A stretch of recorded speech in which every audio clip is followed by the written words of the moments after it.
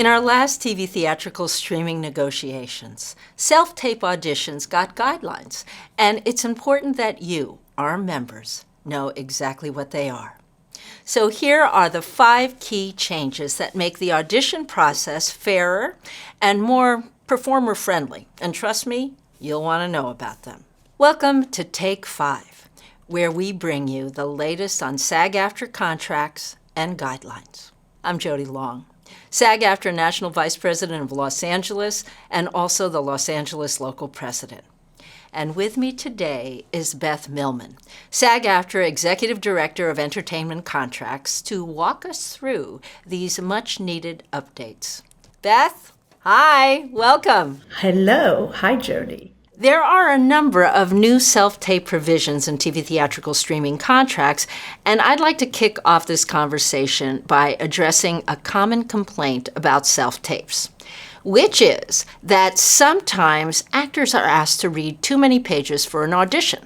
So, is there a limit to how many pages an actor can be asked to read for a first self-tape? Yes, there is, Jodi. So now sides cannot be more than 8 pages for a first self-tape and not more than 12 for a second or subsequent self-tape.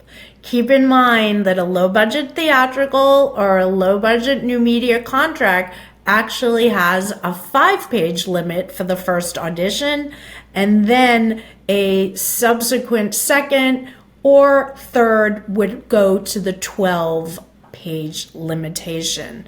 These pages also have to be standard industry pages, so no cramming, teensy tiny little fonts. We want a standard industry page. And also, upon the request of a performer that has a disability, the producer shall make reasonable accommodations to provide materials in a format accessible to the performer. Okay, moving on. So let's talk about how long performers have to submit their self-tapes.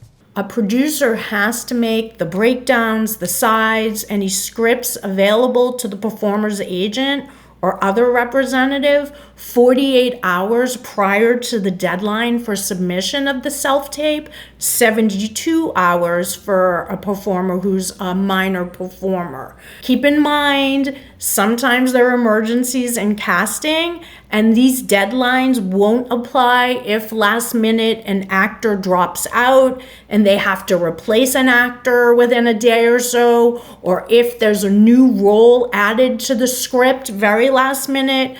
Then when there are truly exigent circumstances in casting, they won't have to live up to these 48 hours or 72. However, for the most part, this is the rule, and it is what people are learning to now work with. And that 72 hours takes because of school and going to bed early and all those things, so just to let you know. One of the biggest complaints we've received from our members about self-tape auditions was having to memorize their lines. You cannot be asked to memorize. So performers can hold sides, they can work with the prompting device, and if a performer is asked to memorize, this is no longer a self-tape, and it instead gets considered what we would call a virtual audition. The next thing I want to ask you about is feedback from casting about whether or not a role someone has auditioned for has been cast. We do have increased transparency on whether the role has been cast, and the producer should endeavor to respond to any inquiries a performer or an agent or another representative of the performer has as to whether the role has already been cast. And that's before you audition, correct? Yes, you can ask that and say, if I'm going to take the time to do this self-tape, will you please advise me? Am I doing this without anyone being cast, or have you actually cast this role and you just want backups? All right, I have one more question. What if a performer would rather have a live audition than submit a self-tape to casting?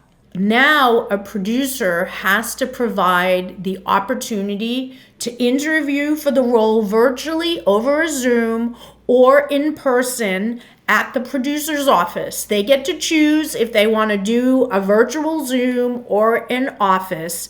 Keep in mind the time that they schedule for these live auditions, quote unquote, is scheduled at the producer's election and discretion as far as times on a first come, first served basis.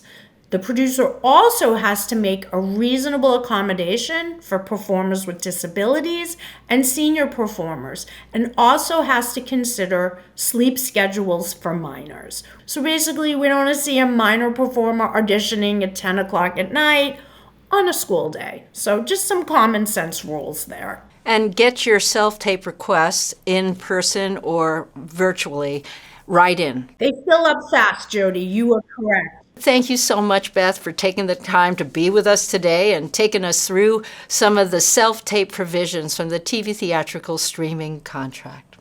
I think it's safe to say that what we've covered here today is something actors can feel confident knowing what guidelines were put in place to help with this self-tape process.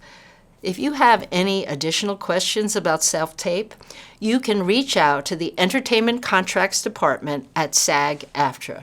I encourage everyone watching today to subscribe to the SAG-AFTRA YouTube channel, where you can find more educational videos on SAG-AFTRA agreements and contracts. Our mission is to empower our members with information.